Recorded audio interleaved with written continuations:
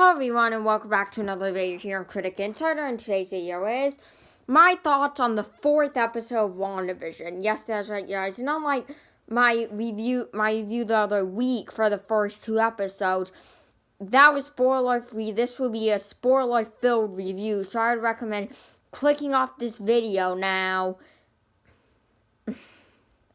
and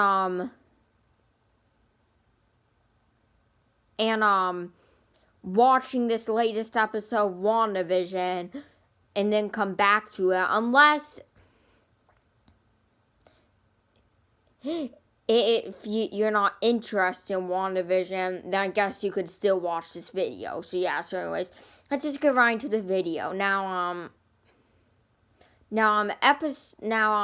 Okay, so this surprised me a little bit when I first watched it because unlike the first 3 episodes, this wasn't a sitcom episode. It was exploring it took place during the sitcom episodes and took place during the outside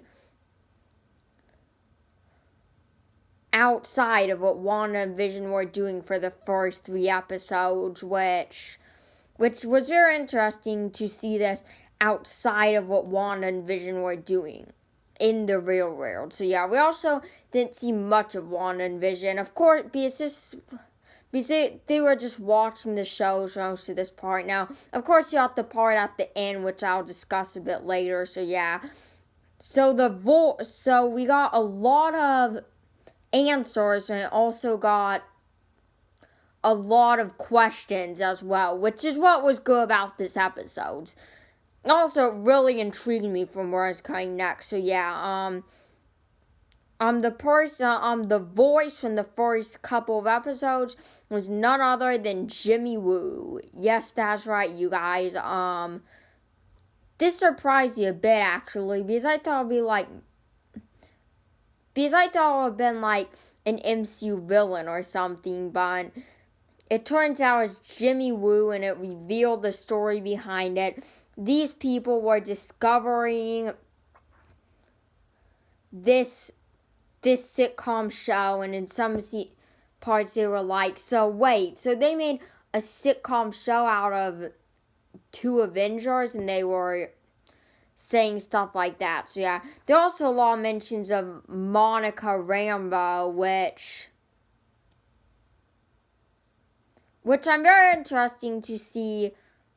I mean, they explored Westview through a lot of this episode, which I'm very curious to see what is next with her. So yeah, because we didn't see much of her in action in this episode. Of course, we got the interactions with her and Wanda at the end, but other than that, it was just mostly discussing her. We didn't really go see her in there. So yeah, so this is very different from the first 3 episodes, which was interesting though, because I'm curious to see how the 5th episode goes, where it's gonna take place and stuff like that. So we also got a look at Dead Vision, which was a very dark moment, to say the least. I mean, that could have been saying up to Doctor Strange in the Multiverse of Madness. That's going to be a darker horror film, and this show is apparently supposed to really tie into that movie. So yeah. Also, we got Wanda using her powers in action for the first time this episode. Now, I didn't see a huge action scene or nothing, but by any means, it was still very exciting to see Scarlet Witch throwing Monica Rambeau out of the house. That was very interesting to see. So yeah. And also the ending. And also the ending wasn't like a huge MCU cliffhanger or nothing. We haven't really got anything like that in this episode, in this show yet. I mean, but it was still intriguing though, because like I wonder what they were watching, and I wonder what that led to. Like, so yeah, so overall, this was for sure my favorite episode so far. I mean, it's very interesting getting the answers, getting more questions, and them exploring the world outside of the first 3 episodes, which were just sitcoms. I mean, this is the episode where it's going to start getting real, you guys. Like the first 3 episodes, were just sitcoms, mainly. I mean, they're like the Hydra soap thing, of course. The Hydra Watch, the Stark industry, not the Stark Toaster, I mean, what am I saying? But that's really the most MCU it got, other than and exciting it got, other than sort of a big mention with Quicksilver. But other than that, yeah, it was mainly a cute little sitcom with some mystery, but I don't think we're to the craziest of the show yet. Like, I cannot even imagine the last couple of episodes.